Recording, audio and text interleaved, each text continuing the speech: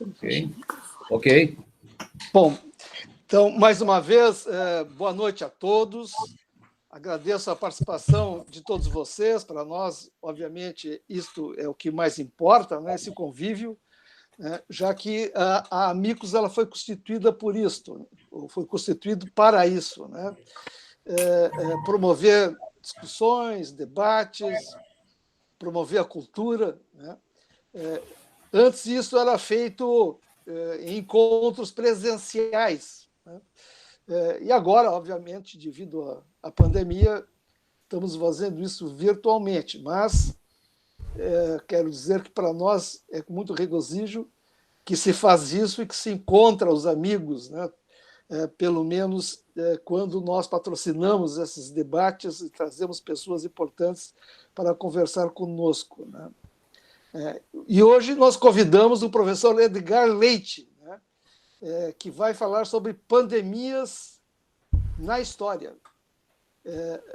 Sobre o nosso convidado, fazendo uma breve apresentação, o Edgar é hoje o subsecretário de Estado de Ensino Superior, Pesquisa e Inovação do Estado do Rio de Janeiro, portanto, pertence ao governo estadual, diretor executivo do Instituto Realitas, presidente da Academia Brasileira de Filosofia, doutor e mestre em História pela Universidade Federal Fluminense e integrante do Conselho Administrativo da Sociedade Internacional de Estudos Jesuítas, consultor ad hoc da CAPES Fulbright, professor associado de História da Universidade Estadual do Rio de Janeiro e adjunto 4 da Unirio.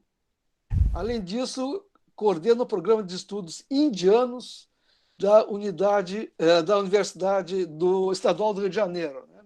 É membro do Conselho Executivo do Centro de História e Cultura Judaica, também integra grupos de pesquisa CNPq, Laboratório de Estudos da Consciência e Memória e Culto da Literatura Bíblica. Além do mais, é vice-presidente e diretor de culto do Grande Templo Israelita do Rio de Janeiro e é pesquisador integrado dos projetos Bombalia, acredito eu que o nome seja este, se não me corrija, Bombalia ou Bombalia...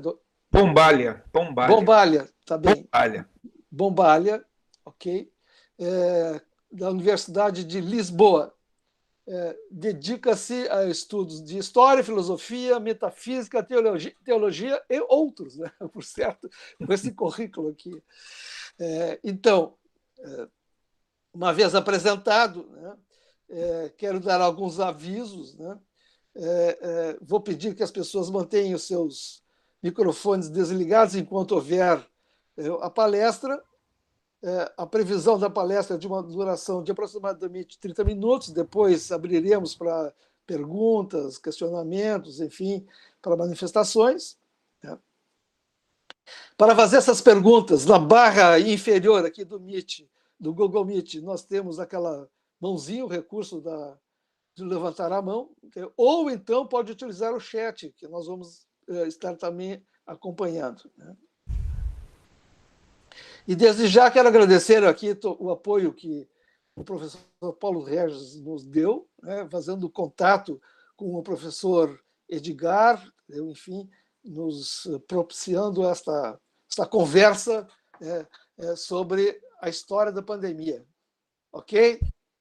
Feito isso, vou passar a palavra então a Edgar. Bom, espero que estejam me escutando bem. Boa noite a todos. Eu gostaria ótimo. Eu gostaria muito de agradecer o convite feito pelo Paulo Regis e também pelo nosso confrade da Academia Brasileira de Filosofia, que é o Dr. Jorge Trindade. É para mim uma grande honra poder participar dessa discussão que vocês realizam, desse encontro que vocês realizam e trazer alguma coisa que possa ser interessante para reflexões diversas sobre as coisas assim da vida, né? E Pombalha, esse projeto Pombalha é um projeto da Universidade de Lisboa para a elaboração das obras completas do Marquês de Pombal. eu estou integrado a ele aqui no Brasil, mas com essa pandemia eu apresentei muito pouco trabalho até agora, que você sabe, Marquês de Pombal, ele escreveu cartas quando foi ministro de Dom José I para todo mundo, porque o Império Colonial Português era um império global, né? E tem muitas cartas dele aqui nos arquivos do Rio de Janeiro, e da Bahia e do Maranhão e de Belém que tem que ser resgatados. Então é um projeto global que vai durar muitos anos e é um projeto bem interessante mesmo. A gente precisaria ter alguma coisa, um esforço semelhante aqui no Brasil para poder elaborar as obras completas de autores que são importantes para o Brasil, né? Porque na época ele tentou obter alguns recursos aqui para esse projeto e alguém explicou a ele que o orientador, o coordenador geral, né, da Obras Completas do Marquês de Pombal, e alguém explicou a ele, estava comigo e eu concordei que mereceríamos ter as obras completas, por exemplo, de Dom Pedro I ou de José Bonifácio, né? Antes de botar dinheiro nas obras do Marquês de Pombal. Então, é uma coisa assim interessante, porque nós não temos realmente aqui no Brasil esse esforço, esse ímpeto de buscarmos a sustentação documental dos nossos fundadores, né, daquelas pessoas que foram importantes na nossa história. Eu sei que tem as obras completas do Getúlio Vargas, o Nova Política do Brasil, né? Em vários volumes, isso aí você encontra em tudo que é biblioteca por aí, mas desses grandes fundadores ainda não foi feita nem a obra do José Bonifácio. Mas, em suma, isso é outra questão. Nós vamos hoje, então, conversar um pouco sobre esse tema, que são o tema das pandemias, desse processo descontrolado de infecção, principalmente viral, mas bacteriano também, e há outras tantas formas de nós sofrermos com as ações dessas criaturas invisíveis que nos cercam e convivem conosco, inclusive dentro do nosso próprio corpo, e que na maior parte das vezes elas se comportam de forma epidêmica. Nós temos gripes contínuas, doenças infecciosas diversas de forma cotidiana, mas que de quando em quando na história aparece um determinado tipo de vírus ou algum tipo de bactéria ou bacilo, né, que causa uma destruição muito grande, né, nas sociedades, a ponto de desestruturá-las em alguns momentos.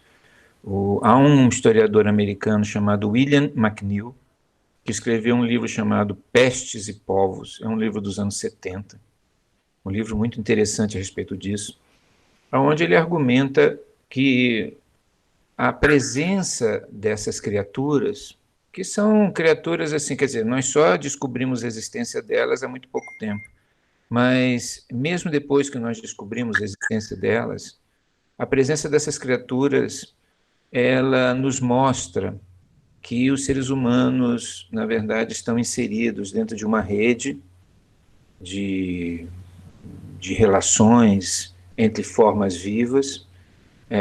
Nós temos predadores diversos, embora os grandes predadores que nos afetaram no passado foram quase que totalmente extintos ou controlados ou administrados, né? Mas esse universo de pequenos predadores invisíveis, eles nos mostram que o ser humano, de qualquer forma, continua inserido numa rede maior de relações entre criaturas vivas que configuram um determinado quadro de desenvolvimento, de eventos que podem transformar os rumos da história. Ele escreveu isso, ele afirmou isso, porque uma das teses do livro dele é que, embora os seres humanos se considerem os senhores absolutos da sua história, se considerem capazes de ir dominando tudo e estabelecer uma barreira sanitária e de segurança e de saúde entre eles, seres humanos, e o mundo, isso está longe de ser verdade. De fato, ele diz que nós somos frequentemente assolados por determinados tipos de pandemias, de infecções generalizadas, que mostram que, apesar do nosso desenvolvimento, existe, sem dúvida, uma situação de constante vulnerabilidade. Ele aponta, no entanto, que quando você tem determinados eventos que são particularmente catastróficos, e vocês sabem que o principal, o mais importante das pandemias conhecidas, a mais documentada, a mais violenta foi a peste negra, né, que em torno de 1346, 1350.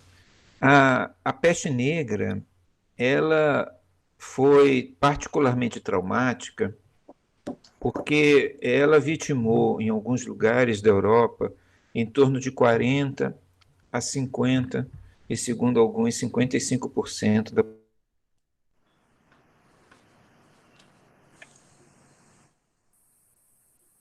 absolutamente excepcional, porque nós temos dados aproximados.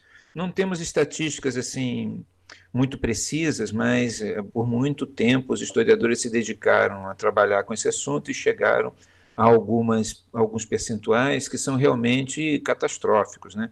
Se você considerar que em determinadas regiões da Europa, por exemplo, como na Inglaterra, houve nesse período, né, a partir de 1346, 1350, houve o desaparecimento quase que total dos sacerdotes, tanto que o Papa se viu obrigado a autorizar mulheres a escutar confissões, né, no leito de morte. Você tem uma dimensão da tragédia que foi isso. Você teve outras epidemias de peste bubônica, né, que esse era o caso, né, era o bacilo da peste negra, né, que ele era transmitido do rato, da pulga que picava o rato, né, a pulga picava o rato e picava o homem. Esse bacilo, ele era transmitido, essa transmissão foi massiva. Isso já acontecia antes, já houve epidemias de peste negra no período romano, que foram históricas, também muito importantes, mas nenhuma foi igual a essa. E o que o McNeill fala, ele trata de diversas pandemias que tiveram lugar na história, mas ele trata dessa, porque a peste negra ela serve um pouco assim de parâmetro, inclusive termo de comparação para tudo que aconteceu antes e tudo que aconteceu depois. Ele chama atenção para o fato de que os bacilos, nesse caso, ou esses agentes infecciosos, que são criaturas, né? Eles, como vocês percebem bem, como todos nós estamos percebendo, eles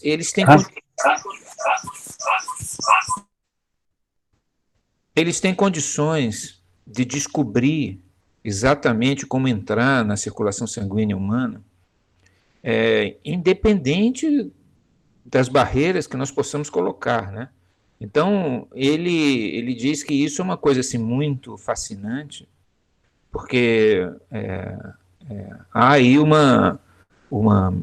risco contínuo. Mas o que ele está falando da peste negra, e a peste negra serve de padrão e de parâmetro para tudo isso, porque a partir da peste negra, o efeito da peste negra, ele diz assim, é melhor desligar os microfones. O que eu estava falando? Os efeitos da peste negra foram efeitos históricos. Quer dizer, esse desaparecimento, esse brutal desaparecimento de algo em torno entre 40% e 50% da população, em vários lugares da Europa, causou transformações históricas.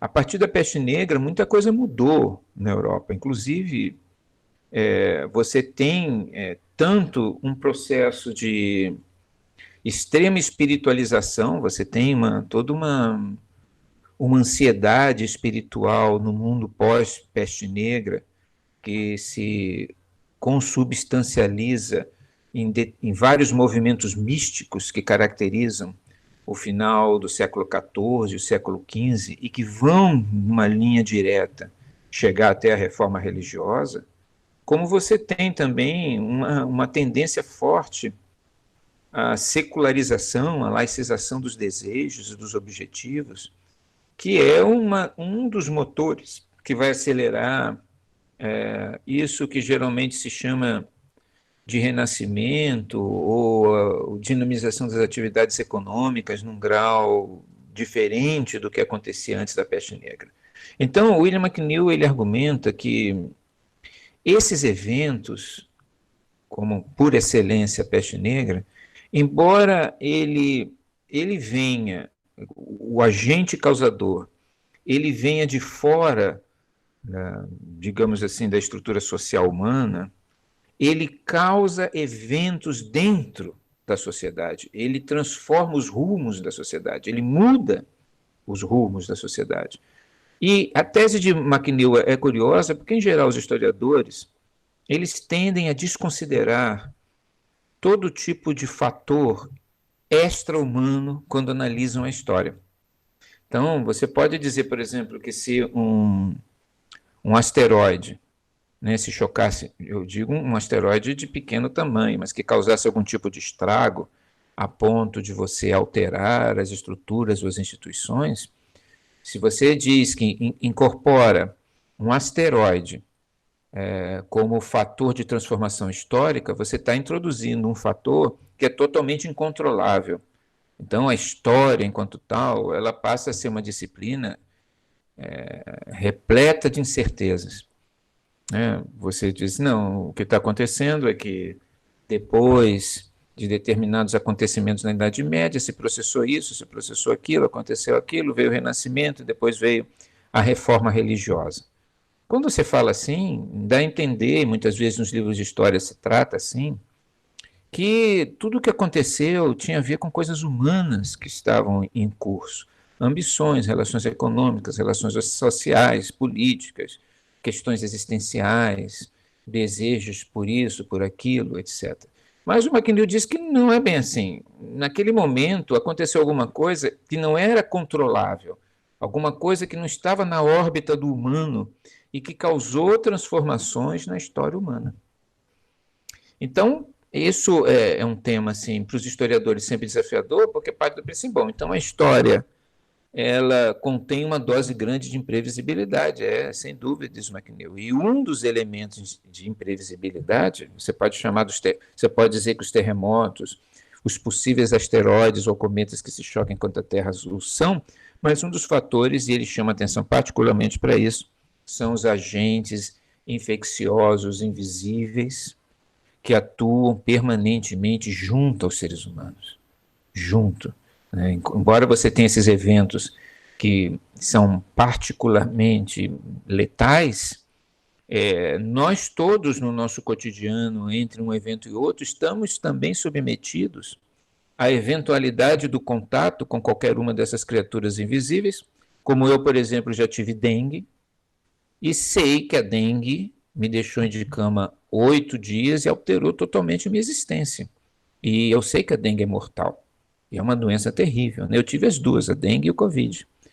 E eu sei que são coisas que você não tem sequer, você pode ter ilusão que você possa controlar, mas a dificuldade de controle disso é muito grande, muito expressiva. Então, esses acontecimentos são acontecimentos recorrentes na história. Né? Nenhum deles, até o dia de hoje, documentado, é igual à peste negra, mas eles acontecem de tempos em tempos. Você teve no século XIX epidemias gripais muito importantes. Né? Você teve a gripe russa, a de 1889, 1890, que foi uma gripe muito forte que aconteceu, a de 1830, a de 1850. A pior do século XIX foi a chamada gripe russa. Foi de 89 a 90. Ela realmente, a gripe russa, porque havia naquela época essa tradição de se denominar as gripes, isso começou no século XIX, porque, na verdade, grande parte dessas gripes ou dessas doenças, desses surtos infecciosos começam na China. Né? A própria peste negra começou na China. né? A gripe russa também dizem que começou na China. E esses movimentos, eles acontecem de tempos em tempos. O que varia bastante é a resposta dos seres humanos a isso, a quando isso acontece. Por exemplo, na época da peste negra, a grande discussão que existia naquela época era sobre quem era o responsável por aquilo. Claro que eles não sabiam da existência do micro-organismo, mas eles estabeleciam alguma relação entre as condições sanitárias e a doença, né? Isso não era perceptível naquela época, embora eles não soubessem que existisse esse agente. Mas, por exemplo, uma das grandes discussões durante a peste negra era saber quem era o responsável. Alguns diziam que os responsáveis eram os judeus. Essa era uma acusação que foi típica do período da peste negra e que levou à perseguição de judeus tanto durante quanto depois. Outros diziam, ao contrário, que os responsáveis por isso eram os sacerdotes, eram os padres, porque os pecados da igreja, o que naquela época eram grandes, porque sempre foram, quer dizer, a igreja é constituída de seres humanos, então é fácil olhar a igreja pelo lado dos seus pecados. Os pecados da igreja haviam levado a humanidade àquela situação dramática da peste. Havia uma discussão sobre isso. Quando depois, então você vê, já um surto gripal, que é de um vírus para nós muito conhecido, que é o H1N1, o vírus influenza. O primeiro momento em que esse vírus apareceu, e aí também a origem, embora ele tenha recebido esse nome de gripe espanhola, a sua origem, muitos indicam que é na China também. Quando esse vírus apareceu, as pessoas já sabiam que era um vírus, já se tinha um conhecimento, embora eles não tivessem muita clareza do que era exatamente, né? Ainda não havia, a virologia ainda estava em desenvolvimento, mas eles sabiam que era um agente invisível, coisa que na época da peste negra as pessoas misturavam tudo aquilo que era invisível era mistério. Então, você não sabia se aquilo, até que ponto, em que dimensão a mão de Deus atuava, se ela atuava diretamente ou atuava a partir de alguma coisa. Era a mesma coisa com os terremotos, né? Os terremotos, quando aconteciam, e o mais famoso que nos interessa, né? Eu particularmente estou envolvido de alguma forma com isso, o terremoto de Lisboa, de 1750, esse terremoto causou tantas discussões teológicas, religiosas em Portugal, que o padre Malagrida, num discurso famoso, As Razões das Verdadeiras Causas do Terremoto, ele evoca, ora, os antigos chamavam aquilo de vontade de Deus, né? O terremoto era vontade de Deus, assim como os vírus também o eram, e as bactérias. É claro que depois, por exemplo, na gripe espanhola, quando já se sabia que aquilo ali era uma criatura, era um ser, e não qualquer ser, que são seres desafiadores, são seres que têm algum tipo de ciência. Quer dizer, um vírus, embora ele seja parte vivo, parte não vivo, dependendo do tipo de vírus que ele é um ser que tem uma capacidade de, quimicamente, ou sei lá de que forma for, encontrar os caminhos. Ele chega, né, na gente e entra na nossa circulação. Já se sabia disso, né? Mas aí qual era a questão? Quem era o responsável por aquilo? Então você tem o início dessas perspectivas que começam na gripe espanhola, são muito evidentes. A gripe espanhola durou de 1918 a 1920. Ela teve pelo menos 3 ondas. Uma onda inicial, uma onda segunda que foi mais forte e uma onda mais fraca, a última. Mas aí já se podia responsabilizar as pessoas pela gripe. Então, as pessoas eram convidadas, então, a se cobrir o rosto, a evitar aglomerações. Agora, tanto naquela época, quanto em outros surtos virais, ficou claro que as pessoas podem se cuidar muito, mas elas não são imunes a serem contaminadas pelos vírus. Quer dizer, a responsabilidade das pessoas na prática também é relativa, porque no fundo, aí voltamos a McNeill, a questão é que existe algo, um nível de relação, um nível de interação entre o ser humano e essas criaturas invisíveis, que estão permanentemente em guerra com a gente, eles são predadores, na verdade, nós, que independente, muitas vezes, da notação e das nossas defesas, permite que essas criaturas entrem na nossa corrente sanguínea e destruam as nossas defesas e se alimentem de nós de alguma forma, no nosso elemento vital e nos levem à morte. Então, a dúvida continua sendo a mesma, né? Porque, por exemplo, no caso da varíola, houve uma ação da Organização Mundial de Saúde depois da Segunda Guerra Mundial que levou à extinção dessa linhagem viral, dessa cepa viral. A varíola ela foi totalmente controlada entre os seres humanos. Não significa que entre os animais ela não sobreviva de alguma, esse vírus não sobreviva. Mas você veja que aí os seres humanos agiram com relação ao vírus da varíola de uma forma parecida como agiram contra os leões, né, que foram totalmente extintos e hoje são guardados apenas como curiosidades em alguns lugares.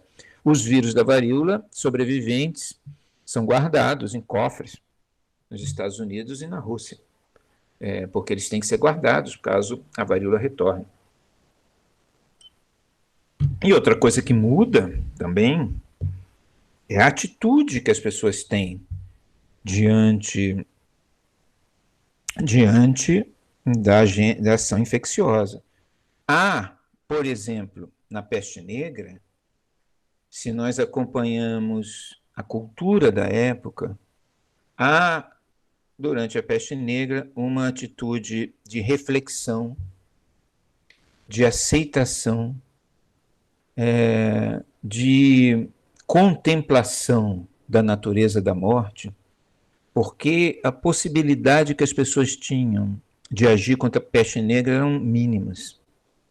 Então você tem todo aquele evento, todo aquele que é um típico da Idade Média, mas que após e durante e após a peste negra se desenvolve o tema da dança da morte, ou a representação da morte, que tem a ver com uma convivência que existia com a morte, que era uma convivência de muita intimidade e de aceitação.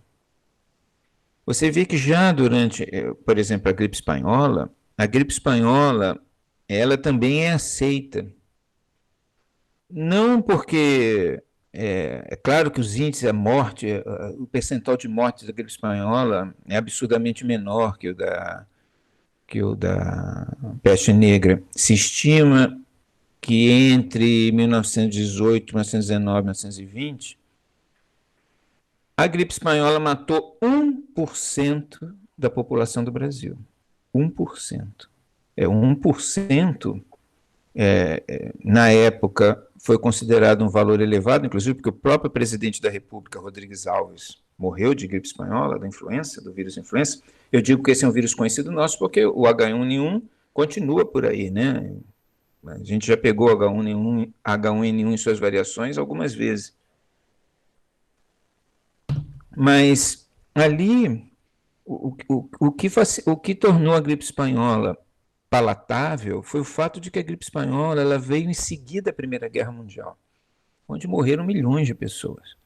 Então, a aceitação da gripe espanhola, ela foi possível, ou seja, a maneira como as pessoas se relacionaram com ela, basta vocês lerem os jornais da época, foi possível porque já tinha se vivido, de alguma forma, uma tragédia imensa, que foi a Primeira Guerra Mundial, o que tornou as pessoas aptas, de alguma maneira, a aceitar a gripe espanhola com uma certa resignação.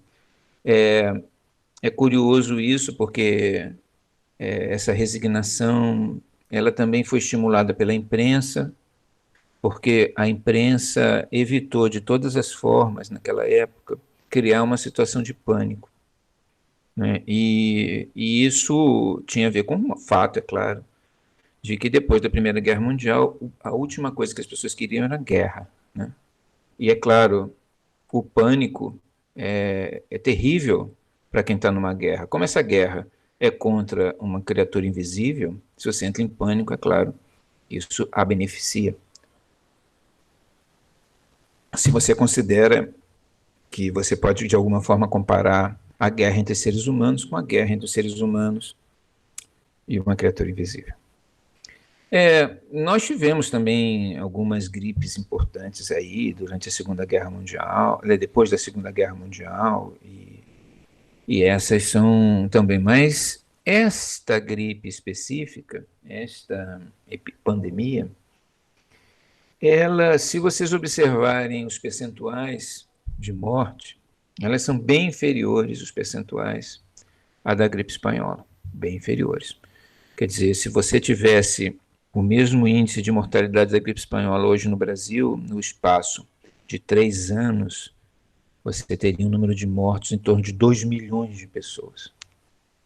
Aí eu diria a vocês que nós não chegaremos, né, a esses números. Os números são bem inferiores. A questão é que entre a gripe espanhola e o atual surto do coronavírus, existe aí o desenvolvimento da medicina. Então, hoje as pessoas são tratadas, a grau de sobrevida é muito grande, entre 1.000 pessoas acima de 60 anos que têm a gripe, o coronavírus, entre 1.000 pessoas acima de 60 anos, apenas 10 morrem. Então, você tem aí uma relação que não é só o componente da resistência natural, mas é o componente também da capacidade de tratamento das pessoas. E, no entanto, embora essas percentuais sejam muito inferiores à gripe espanhola, o pânico que se instalou em função do coronavírus é muito superior ao da gripe espanhola. Em grande medida, porque existe hoje um grau de desenvolvimento da medicina e de controle dos agentes infecciosos, por exemplo, depois, para o caso bacteriano, né, por exemplo, depois da penicilina, é inaceitável que determinadas pessoas possam, depois dos antibióticos, é inaceitável que as pessoas morram de tuberculose. Então, quando você tem um número alto de mortes por tuberculose, quando você tem já os mecanismos de tratamento, isso se torna, para aqueles que estão cuidando disso, estão preocupados com isso, torna esse número inaceitável, né? Por que morre tanta gente de tuberculose se a tuberculose tem tratamento? E a mesma coisa acontece, me parece, com o coronavírus, né? Embora os números sejam percentualmente muito inferiores à da gripe espanhola, o simples fato disso escapar à lógica que administra e controla as estruturas de saúde, de uma maneira geral, faz com que se instale aí uma série de temores e preocupações e uma sensação de que essa situação ela é inaceitável. Se nós voltarmos, para terminar, a William McNeill, nós diríamos que para William McNeill, isso, na verdade, todas essas questões e preocupações que surgem em torno das pandemias, elas, de alguma forma, se sustentam em cima de ilusões humanas. Para ele, por exemplo, ele morreu já faz alguns anos, mas ele tinha dito no editorial que ele sabia que mais cedo ou mais tarde viriam outras pandemias e que os seres humanos se lidariam com elas de formas diferentes, mas, na opinião dele, sempre muito iludidos sobre o que vem a ser, na verdade, a condição humana e sobre os riscos que existem apenas no fato de se estar vivo, né? Então, quando a gente estuda isso na história, a gente vê que sempre as pandemias são surpreendentes, sempre os seres humanos são perplexos, né? Mas dificilmente as pessoas, aliás, eu diria até que, sob certo aspecto, durante a peste negra, havia uma aceitação maior da ideia da morte como uma realidade do que as pandemias que vieram depois do iluminismo, do desenvolvimento da ciência, quando então passou a se achar inaceitável, na era das ciências, que as pessoas sejam submetidas a isso e possam correr esses riscos. Mas a verdade é que esses riscos são parte intrínseca da natureza da vida e parte intrínseca do desenvolvimento da história. E isso é um tema de reflexão, né?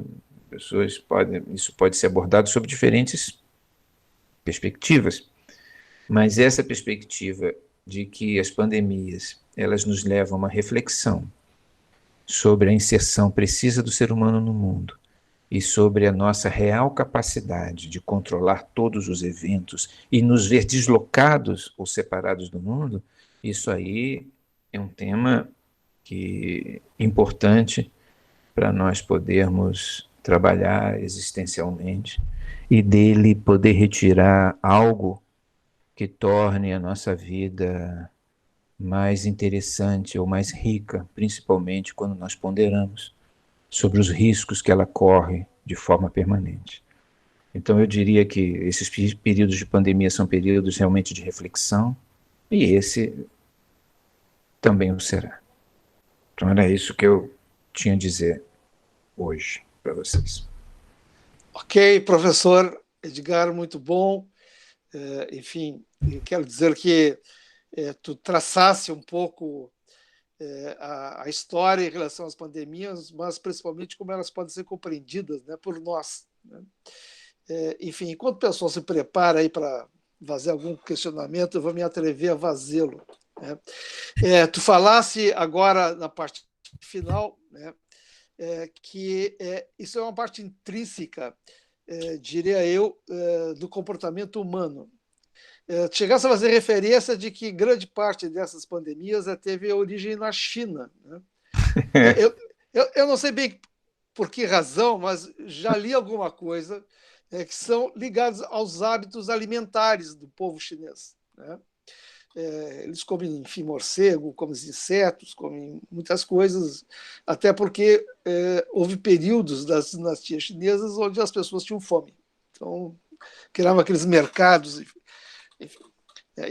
E até hoje fazem isso, que é o comportamento humano, mesmo sabendo que pode ser transmissores, né, de algum tipo desses vírus, ainda continua a fazer. E ontem eu vi uma outra coisa que diz respeito ao comportamento humano, um estudo que foi feito sobre o desmatamento da Amazônia. E eu quero dizer que essa lembrança me faz agora, porque grande parte do pessoal aqui foi ligado à área ambiental, né, a agência ambiental aqui do estado do Rio Grande do Sul. E nesse estudo ficou exatamente apontado, né, de que à medida que o desmatamento avança e a ocupação urbana dessas áreas, com alta concentração das pessoas, a tendência é de você agravar a possibilidade de ter novos ciclos pandêmicos, através de outras aproximação exatamente com outros seres vivos que hoje estão afastados pela própria floresta. São as barreiras, entendeu? Mas a tendência é dela se aproximar. E veja só, não me parece que isso, como é o fato da alimentação dos chineses, não me parece que isso vai ser um fator de restrição ao desmatamento. Não. Acho que as pessoas vão continuar elas apostando na possibilidade da ciência buscar uma cura para elas. E talvez aí o pânico acontece quando eles verificam que nem sempre isso é controlável, né? Nem sempre isso é possível. Então, só queria fazer uma ponderação, enfim, comentasse um pouco isso, né? Porque a trajetória dessas pandemias estão ligadas muito ao comportamento, né? Ao comportamento das pessoas. O senhor tem razão, doutor Flávio, realmente. Você tem uma rede de integrações vitais aí, que envolve os seres humanos, os animais, os vírus, as bactérias, as plantas, tudo isso está interligado, né? A natureza dessa interligação é matéria de discussão filosófica. Uns dizem que é orgânica, outros dizem que é mecânica. Há várias perspectivas, porque essas integrações são, na verdade, misteriosas em sua essência, né? Agora, é claro, o ser humano, quando se expande sobre o meio, ele vai abrindo ecossistemas específicos, ele vai travando contato com vírus e criaturas com as quais ele não tinha contato. É o caso do Ebola, por exemplo, né, que vem exatamente ali do desmatamento, ou o caso, segundo dizem, do próprio vírus, do HIV, da AIDS, que aparentemente era originalmente um vírus próprio de um macaco africano. De um símio. Exatamente, exatamente. Então, esses contatos, eles fazem parte da própria dinâmica da relação do homem com o meio.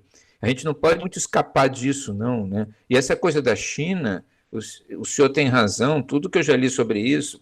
Por que essas coisas começam geralmente na China? E na época, eu dei um curso sobre a OMS, sobre coisas de expansão de vírus, e eu me lembro que de várias pandemias que tiveram lugar no mundo, desde a Idade Média, de fato, grande parte delas começava na China. E isso aí eu ainda não encontrei, porque as pessoas evitam tratar esse assunto, porque esse é um assunto complexo, né? Você também não pode dizer que os chineses são os responsáveis pelos males do mundo, mas porque não é verdade. Mas existe ali, de fato, alguma coisa, porque realmente é um povo que come de tudo, assim como os mexicanos, né? No México, se vai ao México, se está se movendo, come, né? A lógica deles é assim, porque são povos muito que vivem sempre, o China especialmente, pode ser. Mas, de qualquer forma, esses vírus eles podem surgir em qualquer lugar, na medida em que o equilíbrio que o homem estabelece com o meio está sempre sendo desequilibrado, de alguma forma ou de outra. Né? Eu também nem sei se é possível a gente estabelecer uma relação com o meio totalmente equilibrada. Né? Isso é uma questão. Nem cabe aqui discutir, vocês são ecologistas, geram do meio, mas de qualquer forma se busca esse equilíbrio. Né? Mas o equilíbrio é sempre precário. Sempre há, como o senhor colocou muito bem, movimentos para desequilibrá-lo, que são movimentos próprios aí das coisas incontroláveis, no fundo. Nem a legislação controla e as pessoas desmatam, independente se aquilo for... Olha, no século XVII, levaram ao rei na época, era o rei... Portugal estava sob o domínio da Espanha, era o rei Filipe IV, ou terceiro de Portugal. E disseram que as florestas de pau-brasil estavam sendo devastadas e que havia um problema, que tinha que se ter um controle sobre isso e tal, coisa. E o rei baixou o alvará dizendo que proibia que qualquer árvore de pau-brasil no litoral brasileiro fosse cortado sem a sua autorização, imagina. E que quem cortasse um pau-brasil sem autorização real ia ser condenado à morte. Então, aí você se pergunta assim, alguém foi condenado à morte no Brasil por cortar uma árvore? Né? Por quê? Na prática é isso, claro que nunca ninguém, né? Porque são coisas que o rei pode até achar que vai controlar, mas eram meio incontroláveis, não existe mais. O pau-brasil parece que só existe hoje em algumas reservas, né? No Nordeste e tal, em estado natural, né? Em algumas reservas no Nordeste. Então você vê que a tentativa humana de controlar a si próprio é sempre complexa também, né? Então a gente está sempre interagindo com as coisas. Eu acho isso um tema fascinante, realmente, de estudo, né? Tema fascinante.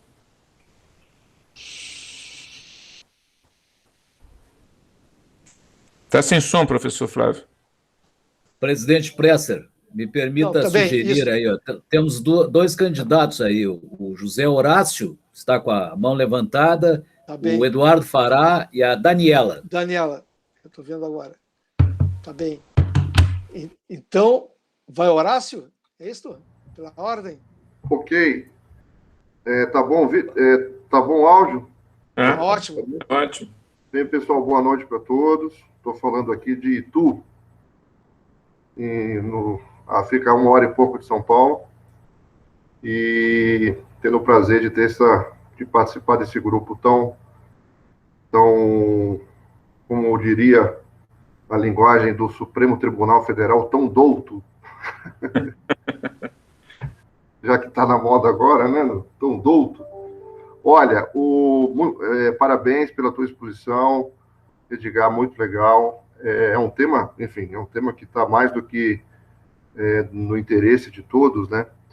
E eu acho que todo mundo aqui exercita um pouco a sua bola de cristal, né? A gente fica pensando, refletindo como é que vai ser o futuro, como é que a gente vai sair dessa, cada um tem a sua característica, cada um tem o seu modus vivendi, o modus operandi. E eu fico pensando muito como que vai ser o futuro, né? E aí você recorre e lê diversos artigos, diversos papers, e, enfim, existem alguns com uma certa similaridade, outros pensam um pouco diferente, e aí você vai tentando surfar nessa enxurrada de novas informações, né? Na tua opinião, como é que você exercita a tua bola de cristal? O que você vê para o futuro? Como é que você descreve ou descreveria a sua bola de cristal para nós? Sem querer te deixar numa posição incômoda e já te deixando. Não, eu agradeço essa pergunta, Zé Horácio, porque todos nós pensamos, né? É evidente que a forma como nós estamos reagindo a essa pandemia, um certo desespero, um certo pânico, uma certa insensatez, não é de todo original, né? Durante a peste negra, as pessoas agiram assim. Ficaram muito preocupadas com tudo que estava acontecendo. Agora, eu tenho a impressão que nós hoje, numa economia como que a gente vive, porque é diferente Primeira Guerra Mundial, porque a economia mundial foi deprimida pela Primeira Guerra Mundial, e a gripe espanhola, na verdade, foi uma cereja de bolo naquela crise, né? Eu acho que a maneira como nós estamos reagindo vai precipitar, vai aprofundar uma crise de natureza econômica e social significativa. Eu não sei, porque como todo período assim, um período de crise política, sempre, não é a primeira vez, né, que isso acontece, e os ambientes e os ânimos estão muito exaltados.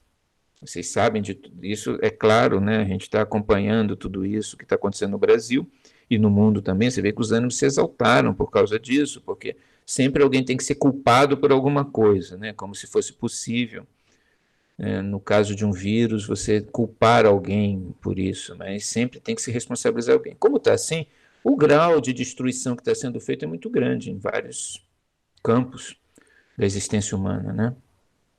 Do ponto de vista econômico, do ponto de vista social, do ponto de vista político. Nós vamos provavelmente entrar num período que ninguém sabe se vai durar muito ou pouco, um período de depressão, um período de muita dificuldade. Nós já estamos nele, né? Aqui, por exemplo, no Rio de Janeiro, foi decretado um feriado de 10 dias. As pessoas ficam divididas, né? Elas não sabem se isso é realmente oportuno, se isso vai resolver ou se isso vai aprofundar a crise no pequeno e no médio comércio, por exemplo. Pessoas que não vão conseguir mais abrir suas lojas depois desses 10 dias. Então, é uma coisa assim, como vai ser essa recuperação? Se ela vai haver e de que maneira? Não dá para saber. Não dá para saber. E essa incerteza é própria do período das epidemias, porque você tem contato com a morte, aí você se dá conta do seguinte, que a morte, ela não manda recado, como se diz, né? Ela vem, você não consegue prevê-la, então há um período de incerteza. Eu acho que as tentativas de manipulação dessas incertezas são grandes por parte dos políticos, de diferentes formas, e nós viveremos um período de crise até que uma saída mais ou menos consensual seja obtida, mas não será uma coisa, uma continuidade, porque eu não creio que a experiência em si do pânico, do medo, ela possa produzir coisas muito positivas de continuidade. Eu acho que... Mas eu diria a você que a única coisa que eu consigo na minha bola de cristal vislumbrar, entende, José Horácio, são um período de incerteza e de crise política gravíssima, aonde as coisas vão ser decididas Na verdade, do ponto de vista econômico, o político, o que nós estamos vivendo equivale a uma guerra, né? Nós estamos, na verdade, como não houve mais guerras depois da Segunda Guerra Mundial, a gente não consegue perceber, mas isso é o mais próximo que existe de um ambiente de guerra. Escassez, dificuldade de conseguir empregos e coisas do gênero. Então, eu vejo... Agora, quanto tempo vai durar essa incerteza é difícil prever. Tem gente aqui no Brasil que diz que é um movimento em V, né? Aquele nosso ministro falou que era em V. A gente vai cair e vai se recuperar facilmente. Pode ser, pode ser. Agora, pode ser que não também, né? Então, isso é só isso que eu posso te dizer. Não tenho condições de afirmar mais nada, nem eu, nem ninguém. E tem todo tipo de teorias conspiratórias sobre essa. Vocês estão cientes disso. Tem teorias conspiratórias até não mais acabar sobre o que está acontecendo. Porque as pessoas não sabem, como elas não têm, elas estão muito soltas, elas estão inseguras, qualquer tipo de explicação faz sentido. Na época da peste negra, ou eram os judeus ou eram os padres. Hoje, não sei, tem muitos culpados por isso, muitos culpados, né? E eu não sei, realmente essa tua pergunta, a única coisa que eu posso responder é que é um período de incerteza, sem dúvida, para o futuro, e de uma crise grave. Econômica já está, as coisas já estão caríssimas, né? E, né, eu não sei aí em Itu, ou no Rio Grande do Sul. No Rio Grande do Sul eu sei que a situação está difícil demais, mas as coisas estão caríssimas e tem muita gente na rua. Muita gente na rua. Porque tem muita gente que vive de pequeno comércio, de vender coisas, e muita gente que vive disso. Como isso foi o setor mais atingido, esse é o setor mais brutalizado. E aí eu não sei. Então, eu lamento assim, mas meus poderes assim de previsão hoje estão meio precários com relação a isso. Eu só posso dizer que isso aconteceu agora e algum dia no futuro vai acontecer de novo. Isso com certeza. Estaremos sempre sujeitos a essas criaturas aí nos atacarem de surpresa. Sempre assim. Ok, legal, obrigado. Fará Daniela, depois Assis. Tá bem. Bom, inicialmente agradeço aqui a oportunidade de desfrutar desse momento com todos vocês e o nosso palestrante. Eu queria só fazer um elo entre Jared Diamond, aquele livro dele que eu li um tempo atrás, que é Armas, Germes e Aço, né? Historiador interessante. Mas, não sei se todos estão a par da história, mas vamos reduzir. Pegando o que o senhor falou a respeito do William Miller, e lendo aquele vídeo Reset, Schwab, e o que o senhor acabou de falar da incerteza, ele pergunta o seguinte, sabendo que esse vírus é uma repetição do passado, pelo que o senhor contou, a narrativa é a mesma, que já aconteceu e vai acontecer. O senhor vaticinou de uma forma bem racional, né? Vai acontecer, inevitável. É que nem voar de um avião cai, né? Então, é um risco. O princípio da precaução seria talvez o que nos falta em certas áreas, e todas elas juntas, mas eu lhe perguntaria o seguinte, será que não é uma forma de dominação também isso? Quer dizer, já que o senhor falou, eu também acho que existe uma certa manipulação do poder sobre esses aspectos, né? Indústrias que sempre se completaram da mercancia da doença, né? Eu acho que sim. Que eu tô querendo dizer? Não, eu lhe pergunto, o senhor acha que nós temos uma saída ética para isso? Ah, não, aí é outra pergunta. Olha só, que a manipulação e a questões de poder, eu não tenho a menor dúvida, porque esse é um momento propício para isso. Você vê que está se gastando fortunas com vacinas. Né? Essas vacinas são caríssimas, né? Elas foram produzidas por poucos laboratórios no mundo, e aí você já vê que existe um interesse, né?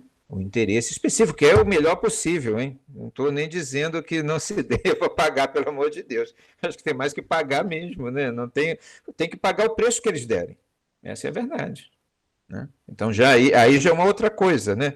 Esse é o preço que eles estão dando. O preço que eles estão dando e a gente tem que comprar. E quem não vai comprar essa vacina? Todos têm que comprar. Então, já aí você vê que você tem também uma série de outros elementos anexos a esses. Você tem fabricantes de respiradores, você tem fabricantes de insumos para vacinas, Você tem todo tipo de medicamento de indústria farmacêutica que certamente está lucrando muito com esse processo todo. Então é assim que funciona, né? A gente tem nas sociedades esses movimentos de pilhagem, com as melhores intenções possíveis, alguns, outros nem tanto, pilhagens existenciais, pilhagens ideológicas, que acontecem nesses momentos. E estou falando isso de uma maneira assim muito limpa, assim, sem juízo de valor, porque acontece, né? Os caras iam roubar os judeus lá durante a peste negra, né? Invadiam as casas dos judeus, os judeus são os culpados, levavam os judeus para fora, matavam e roubavam. Você fica horrorizado, mas os judeus eram os culpados, mas não eram mesmo, né? Não tinham nada a ver com isso, na verdade. Mas você tinha ali claramente a manipulação, a construção de estruturas, porque as pessoas se sentiam fragilizadas e podiam engolir qualquer coisa. Ou pelo menos essa era a esperança, porque sobrava para os padres também. Essa é a questão, né? Tinham aqueles que diziam que eram judeus, e aqueles que diziam que não são, não são os judeus, não, os responsáveis por toda a são os padres, porque eles são pecadores, e eles arrastaram a igreja para uma situação de pecado, então são os padres, e olha só. E essa tendência, embora os judeus tenham sofrido muito durante a peste negra, eu até ousaria dizer, sem nenhuma pesquisa mais profunda, que a crítica à igreja que surge após a peste negra pode muito bem ter razão, pode ter, e aí você tem aqueles movimentos místicos e depois a reforma, pode muito ter a ver com sentimentos anticlericais que surgiram durante a peste negra. Então, não é uma coisa... mas eu diria que sim, que é um período todo período de insensatez é um período de manipulação também das pessoas, né? De construção de ilusões e tudo isso, de desespero. Então, eu diria que, bom, o que fazer? Uma saída ética e moral nesse sentido era aquela que as pessoas tinham durante a peste negra, os que não estavam nem achando que eram judeus e nem os que estavam achando que eram os padres, eram aqueles que diziam assim, olha, a morte faz parte da vida, vamos aceitá-la, vamos enterrar os nossos mortos, vamos rezar pelas almas deles. Essas pessoas sempre foram as pessoas que, diante do desastre, tinham a tranquilidade de aceitar a realidade das coisas e lidar com aquilo sem fantasias, né? Sem ilusões. Essa me parece ser uma saída moral, assim, mas uma saída mais ética, né? Que é de não politizar isso. Eu acho que o não politizar essa crise é uma saída ética para ela, né? Porque essa é uma opinião que eu tenho, entende? Porque a gente não politizando, você vai ver que a gente entende melhor o que isso significa existencialmente, e você vai acabar vendo que todos estão no mesmo barco, no fundo, e que todos têm interesse que isso passe o mais rápido possível, não é nem, às vezes, por questões políticas, mas é pelas suas próprias vidas em si. Então, os desesperos em torno disso são muito artificiais, sabe, senhor Eduardo Fará? Essa é a minha opinião. Daniela. Obrigado. Oi, professor, me escutam bem? Sim, senhora. Tudo bem. Professor Edgar, parabéns pela aula, sim, saio daqui muito enriquecida. Quero só, imagino que o senhor conheça esse livro aqui, O Diário do Ano da Peste, que é uma leitura bem tranquila e a gente se identifica muito, porque é uma prosa, né, uma narrativa semi-histórica, então não é exatamente o que aconteceu, mas é uma leitura boa e a gente se vê desenhado ali há séculos atrás. Professor, deixa eu lhe perguntar, diante disso que o seu autor citado falou, que o agente causador vem de fora, mas muda os rumos da sociedade, do seu ponto de vista, qual que vai ser a grande mudança da sociedade a partir da pandemia de 2020, sabe-se lá até quando vai, não é? Mas em que aspecto a gente vai mudar efetivamente? Em construirmos uma sociedade melhor, em sairmos muito piores e mais mercenários dela, em aceitarmos melhor a morte, em vivermos de forma mais serena? O que o senhor acha, assim, que os seres vão aprender, ou as sociedades vão aprender mesmo a partir daí, se afinal de contas uma pandemia muda os rumos da sociedade? Ele muda os rumos, mas os seres humanos continuam sendo os mesmos, né, Daniela? Eu não vejo assim. Eu acho que nenhuma dessas grandes experiências traumáticas históricas, a gente está falando das pandemias, mas pode falar das grandes guerras, ou dos tsunamis, ou dos terremotos devastadores, ou das erupções vulcânicas, qualquer coisa que traumatiza um grupo grande de pessoas.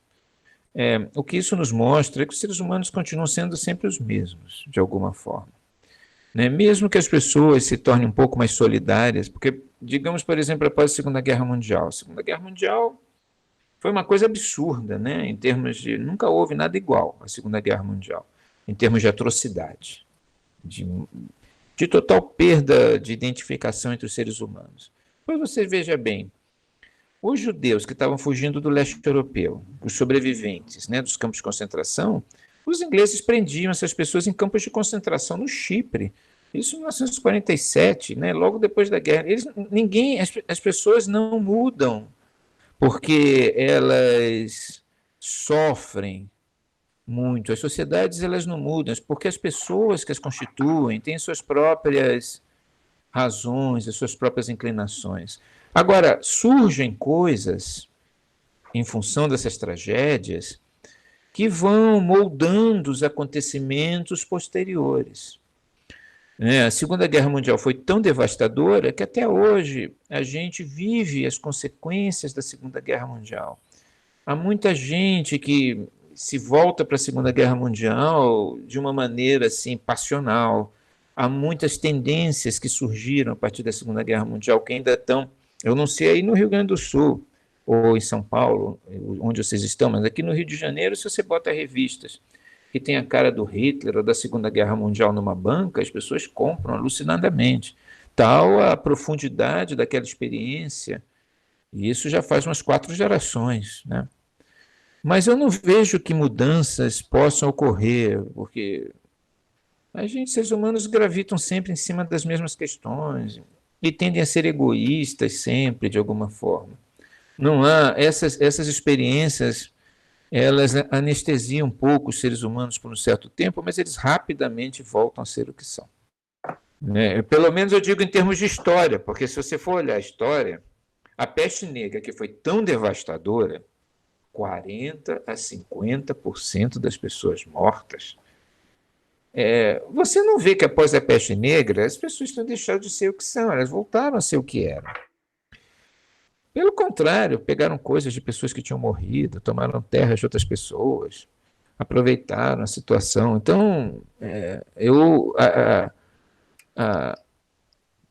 claro que existem melhorias existenciais humanas que, ao longo do tempo, a gente consegue perceber, existem melhorias morais. Hoje nós vivemos de uma forma muito mais tranquila, do ponto de vista, por exemplo, de certas questões de direito, do que em períodos anteriores da história. Mas o ser humano ele tem um determinado perfil, uma determinada natureza, que continua tornando o próximo sempre uma surpresa. Sempre uma surpresa. Seja agradável, é o que a gente espera seja desagradável. Então, há uma reflexão interessante sobre isso em filosofia da história, né? Se realmente a história muda ou se os seres humanos são sempre os mesmos em busca de alguma coisa nova. Então, aí eu acho que a gente entra em certas discussões filosóficas, mas que são importantes, pelo menos para a gente poder ter uma visão um pouco mais relativa de qualquer grande esperança que a gente tenha sobre o que vai acontecer depois, né? Não parece que a história nos mostre que esses eventos tornam os seres humanos melhores em si, né? Tornam eles diferentes em alguma forma de ver as coisas, mas melhores não, porque já aconteceu tanta coisa ruim depois da peste negra, né? E depois das epidemias e das coisas que não, e depois das erupções e dos vulcões e dos terremotos, que você não é claro, quando você vê os japoneses, por exemplo, lá em Fukushima, até hoje guardando os bens daquelas pessoas que desapareceram, esperando que algum parente apareça, etc., você vê que o ser humano, em condições extremas, ele pode reafirmar elos de solidariedade e de respeito. Mas isso são culturas muito específicas, às vezes, e mesmo assim, isso não quer dizer que mesmo lá não existam pessoas que não têm nenhuma relação com isso, outra visão. Então, eu não sei se a gente pode esperar alguma coisa melhor ou pior, mas individualmente, eu acredito que nós, individualmente, em função das experiências que nós temos na vida, isso sim, entende? Perdas, sofrimentos e dores, individualmente a gente pode responder pela gente, sim. E a gente pode tornar a vida da gente melhor, a minha vida. Mas as sociedades dificilmente elas podem se responder por si mesmas. Né? Individualmente, sim, mas coletivamente, porque o outro reage a essas mesmas coisas, as mesmas dores que nós temos, de uma forma totalmente diferente. Pessoas que podem sofrer muito, né, Daniela? Sim. A vida, e se tornam pessoas boas e generosas. Pessoas que sofrem muito se tornam malvadas e vingativas. Então, como é que você pode? E com a sociedade é assim, imagina isso, essa pluralidade de reações vivida socialmente. Milhões de pessoas, são ondas, né?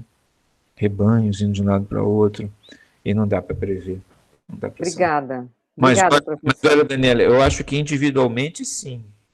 Eu acho que individualmente, uma experiência como essa, se a gente tem uma perspectiva filosófica, ou uma perspectiva religiosa, ou espiritual, ou ética, ou moral, essas experiências nos configuram e nos imaginam, né? Nos fazem ver o mundo de outra forma. Mas aí é uma jornada individual no meio da tragédia, né? No meio da tragédia. É isso. Obrigada, professor. Nada, né? Também, Assis, por favor. Assis Pittini. O Assis tem que ligar o microfone. Eu não estou vendo o Assis. Perdoe-me. Eu acho que a resposta do professor Edgar ao Eduardo e à Daniela foram suficientes. Mas só um pequeno comentário. Breve, porque nosso tempo é limitado.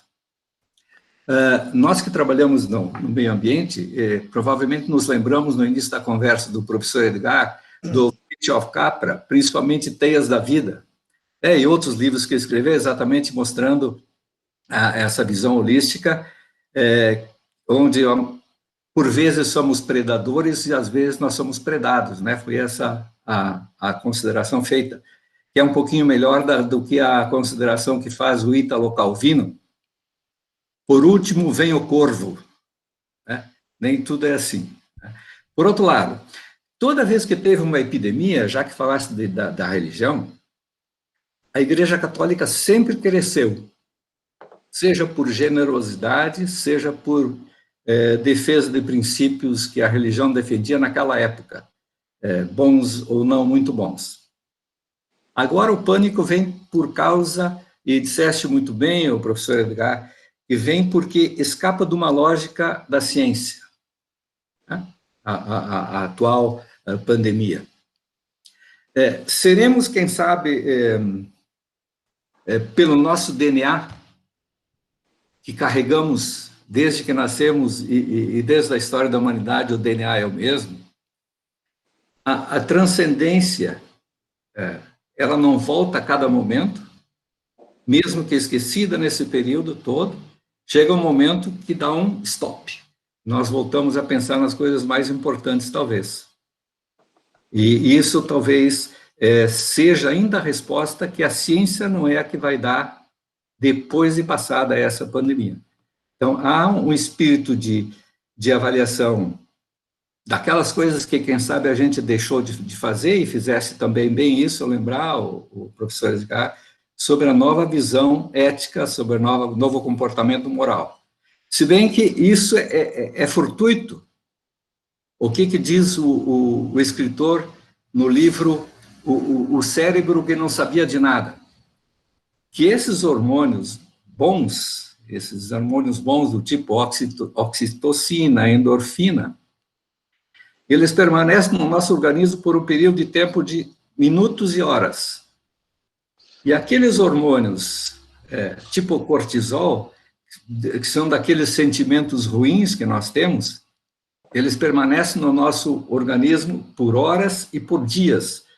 Por isso que as sensações de pânico e de pesar são mais duradouras que as sensações de prazer. Passada a pandemia, o que nos parece resultar? O DNA permanece o mesmo, disseste, não vai ter um comportamento muito diferente. Existiria alguma forma de, nesse momento, tomar alguma atitude de reforçar uma das tendências, ou da transcendência, ou para a tendência da ciência? Qual delas teria maior resultado para o comportamento humano? Olha, essa tua observação é realmente excelente, né? Acho que você está indo assim no fundo da questão. Olha só, quando você diz que existem momentos que são momentos onde as coisas são como que zeradas, como você encontra a realidade. Esse é um momento em que a gente encontra a realidade. Porque embora a ciência mande a gente toda essa polêmica, máscaras para cá, luvas para lá, álcool para cá, isso não impede nada o desenvolvimento da coisa. Isso é o óbvio, né? O ululante, como dizia o outro, Nelson Rodrigues. Não impede. Existe aí uma realidade diante da qual nós estamos em contato, que realidade é essa? Bom, é a realidade da morte. A realidade da morte. É a realidade da morte sem o controle, porque nos últimos 100 anos, nos últimos 50 anos com muita velocidade, a morte passou a ser controlada, administrada, os diagnósticos. Eu nunca vou me esquecer, senhor Pittini, quando uma vez eu estagiei num cartório, coisa de pesquisa histórica, né? Num cartório de 1900, tinham livros de óbito de 1900, 1901. O que me impressiona, e até hoje está na minha memória, a quantidade de pessoas que morriam de morte súbita. Causa morte, morte súbita, morte súbita, morte súbita. Todos morriam de morte súbita. Hoje, realmente, as pessoas, a tua doença que te leva à morte, ela é acompanhada. Desde o momento em que ela surge, é uma série de diagnósticos, de tratamentos, de acompanhamentos, e você chega à morte, claro, porque todos chegamos à morte. E aí as pessoas acreditam que a morte é alguma coisa administrável. Passaram a acreditar nisso, né? De que você pode controlá-la, evitá-la. Minha mãe fez tratamento de câncer, há coisa de uns 4 anos atrás. Melhor, então você fica, poxa, etc. Mas em algum momento ela vai passar. Né? E eu acho que uma coisa como essa, uma epidemia, uma pandemia como essa, nos mostra que não é bem assim, né? Existe a morte, ela tem uma morte que é controlada, mas no fundo ela é incontrolável, porque a data dela é absolutamente imprevisível. E aí quando você tem uma pandemia como essa, que te coloca diante de uma doença que você não tem como tratar, quer dizer, agora tem, mas, quer dizer, mesmo tratando, existe um risco elevado de você morrer, você é como que zerado, você é recolocado diante da realidade, né? E qual realidade? Não tem nada a ver, a realidade não é a pandemia, a realidade é a morte. A pandemia te lembra a morte, te lembra o caráter imprevisível da morte. Né? Então, é claro que as pessoas reagem de uma forma zero a isso, né? Você se coloca numa outra posição. Agora, a pergunta que você faz, se a solução para isso é a transcendência, ou qual é a outra questão? A ciência. A ciência, é evidente, para mim, que a aceitação dessa realidade, ela é superior, a aceitação, ela é a solução superior, embora seja difícil, mas a aceitação dessa realidade te acrescenta mais existencialmente do que a persistência em ilusões sobre essa realidade. E eu acho que aí a aceitação da realidade, inclusive, te permite estabelecer com a morte uma relação que pode ser religiosa, espiritual ou meramente instrumental, se você não crê em nada. Mas essa aceitação te dá pode te dar uma paz que a ilusão, ou que porque a ciência ilude muito as pessoas, né? Ela ilude. Ela tem uma questão dela que é eficiente, mas existe uma outra questão que se fantasia muito em cima das potencialidades da ciência reais. A ciência ela não pode resolver o problema da morte. Não pode mesmo. Não tem como. Uma vez eu vi um documentário em que o cientista dizia assim, era um documentário sobre tratamento de velhice, né, de envelhecimento. Aí um cientista dizia, não, nosso objetivo é eliminar a morte. Eu fiquei olhando aquele documentário, eliminar a morte? Mas tudo na natureza se decompõe e morre.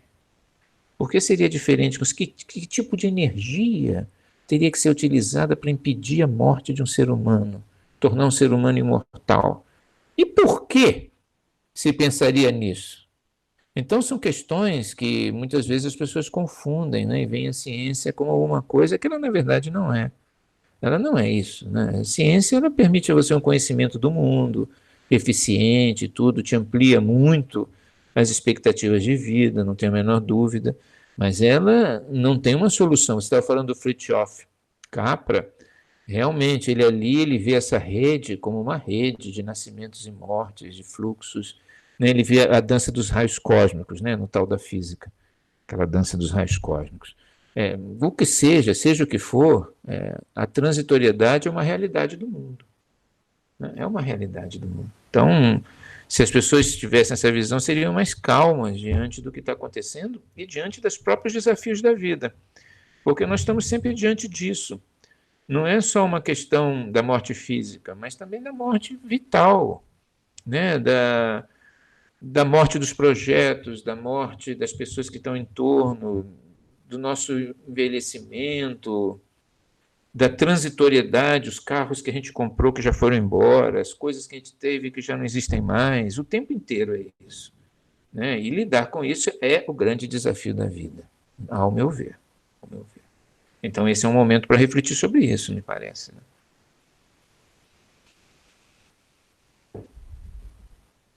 Ok. Bom, não temos mais nenhum inscrito e também estamos chegando assim a hora de fazer as nossas conclusões.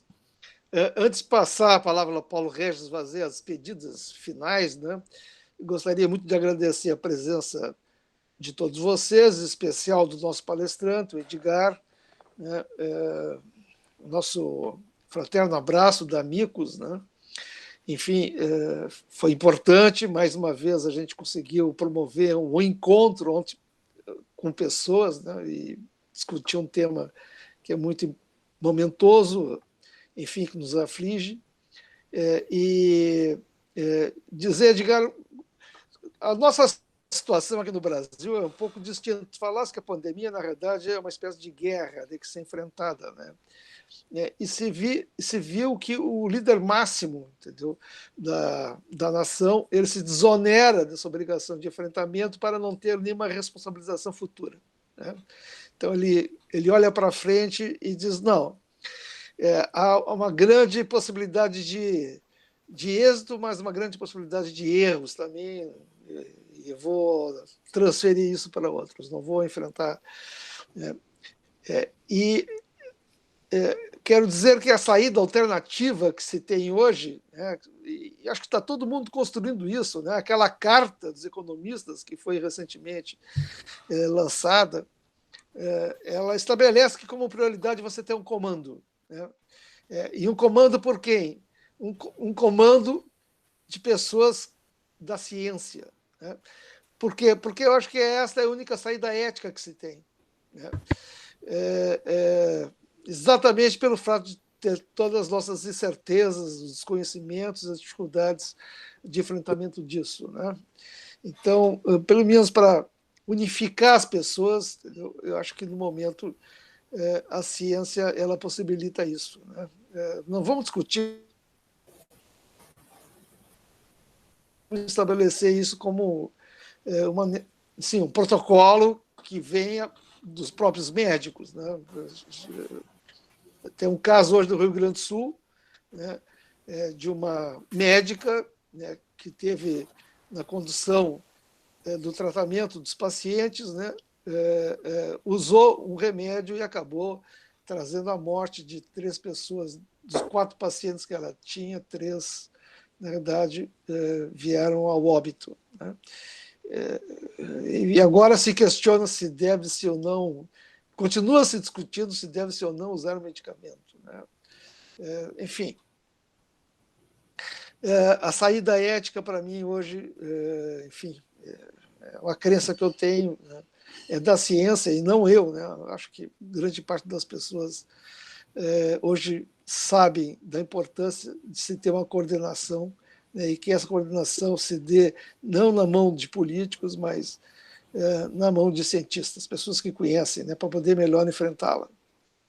Mas, enfim, isso é uma consideração só final minha. Eu gostaria que o Paulo Régis, então, conduzisse aí o final dessa nossa boa reunião. Paulo Muito Régis. Obrigado, presidente Presser. Nós queremos expressar a nossa gratidão em nome da Amicus Encontros de Cultura ao nosso palestrante, professor Edgar Leite, que gentilmente aceitou esse convite. Nós sabemos das suas ocupações hoje como, além de presidente da Academia Brasileira de Filosofia e outras ocupações, hoje exerce a atividade de subsecretário de Educação no Rio de Janeiro. Então, nossa gratidão por essa brilhante palestra, extremamente instigante, e, quando puder, volte sempre a nos trazer luzes aqui nas reuniões da Amicus.